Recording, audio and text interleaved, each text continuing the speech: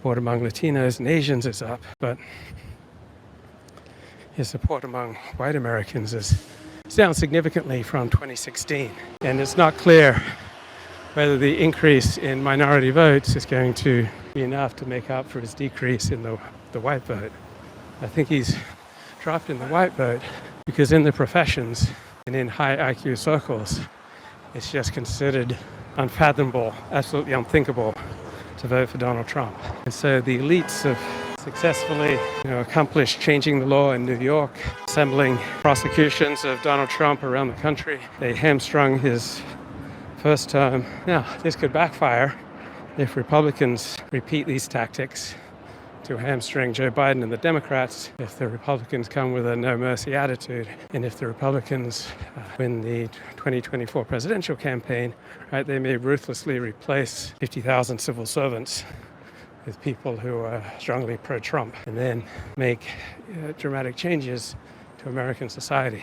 Joe Biden has been very effective at appointing judges, more effective than any other Democratic president in memory. So I love just watching how the two sides are playing the game. Right now there's so much energy unleashed by this guilty verdict. Where's it going to go? Is it going to primarily flow in a pro-Trump direction, an anti-Trump direction, towards anarchy, towards criminal violence and protesting, to increasing cynicism, further breakdown of social cohesion and social trust? One good thing about this verdict is that it does away with the idea that the law is value neutral, that it's objective, that the people operating in a courtroom are just officers of the court, just doing their job. Right? Laws are always enforced by individuals who have subjective biases. The law's always been intensely political, and so there's no necessary correlation between a guilty verdict and the truth of a matter. We saw this in the O.J. Simpson criminal trial, where he's found not guilty of a double murder that he clearly committed. Now we see in this Donald Trump trial how the law can be completely rearranged to prosecute one guy who poses a political threat. And so will this result in fewer people serving on juries? This result in less trust in the justice system? What will be the pushback to all this energy that's unleashed right now? Right? I'm right wing, so I'm mainly reading on Twitter about all these angry Trump supporters reacting to the verdict. So we all live in a bubble. I live in mine. I'll be getting a highly distorted view of things. So through much of Donald Trump's political life since 2015, he has fired up his opposition much more effectively than he's fired up his supporters. Now, with this massive Democratic victory,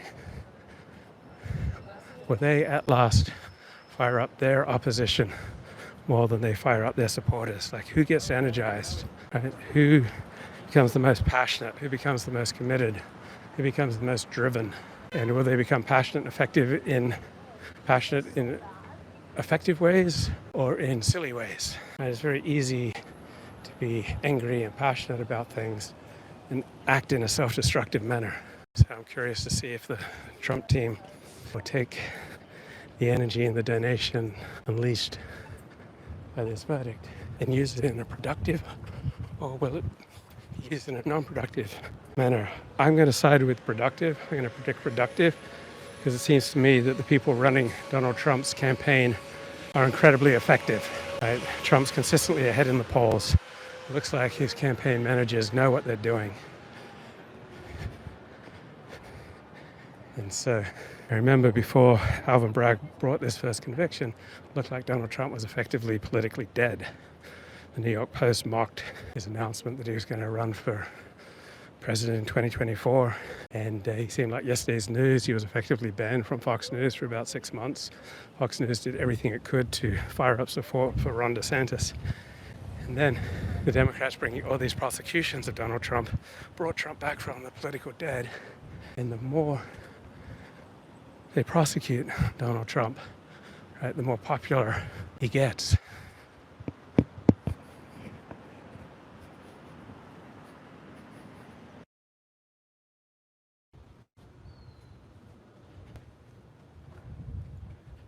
G'day mate, 40 here. So I was just at Steven Pinker delivering a lecture on rationality at the Daniel Pearl annual lecture. Daniel Pearl's the Wall Street Journal reporter who was beheaded in Pakistan back in circa 2003.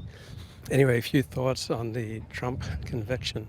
I want to try to fit it into wider trends, and that is the Republican Party is increasingly becoming the low IQ party, right? That the smarter someone is, according to various surveys, the more likely they are to loathe Donald Trump, right? The higher someone's verbal IQ, the more likely they are to loathe Donald Trump.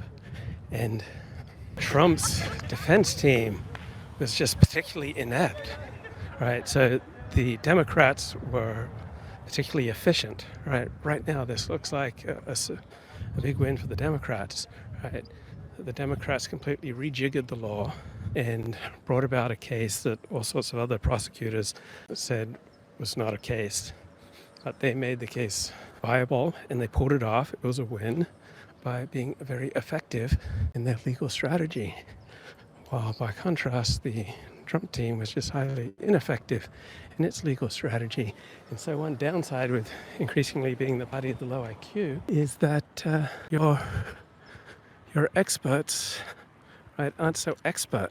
And you see that with the Republicans. They're increasingly the party of the low IQ. And there's a price to be paid for being the low IQ party. So when the elites are steadily, ever increasingly on the side of the Democrats, then it's harder to get things done. Because to get things done, often you get much more valuable help from one billionaire than you do from 25,000 high school dropouts. And so Trump's team ran a really inept defense. Like Trump seems to choose his lawyers on the basis of how good they look. And from all the legal commentators I saw, and that was Steven Pinker, a lecturer at the School of Law here at UCLA, all the legal experts I've read thought that Trump's defense team was like absolutely pitiful.